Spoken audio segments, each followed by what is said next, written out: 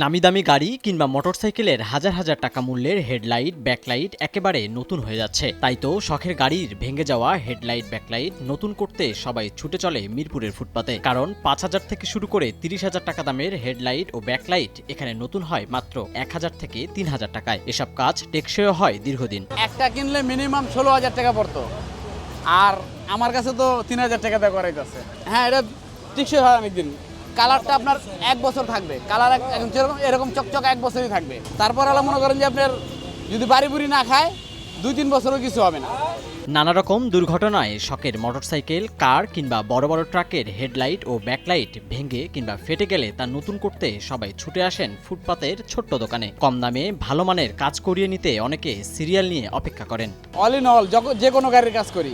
গাড়ির জগতে মনে করেন যে মোটরসাইকেল হইতে আপনার বড় ড্রাম ট্রাক পর্যন্ত, তারপরে এই যে এটা করতেছে স্লিপার গাড়ি, এসি বাস আসে। আল্লাহ দিলে কাস্টমার মনে করেন যে আপনার ৫টা ৬টা ৮টা ১০টা কাস্টমারও আসে। কইরা পারি না, ফিরাই দিই।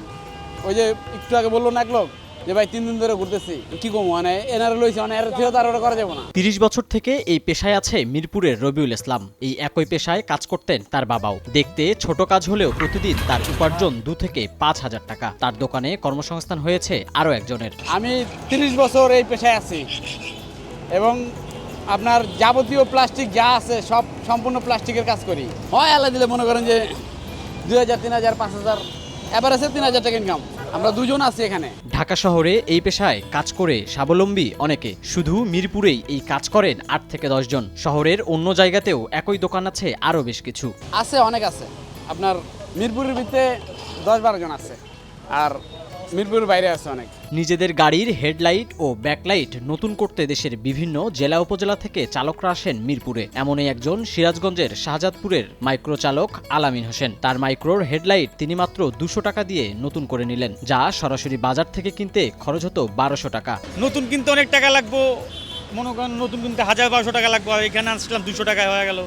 রিপেয়ারিং সেম টু সেম, নতুনের মতো না হলেও একদম খারাপ না, মোটামুটি কন্ডিশন ভালো। মানে আপনার গাড়ির কন্ডিশন বুঝে, বাল্ব কন্ডিশন বুঝে, গাড়ি বুঝে ওই রকম রেট। লোটাস আহমেদ, নয়াদিগন্ত।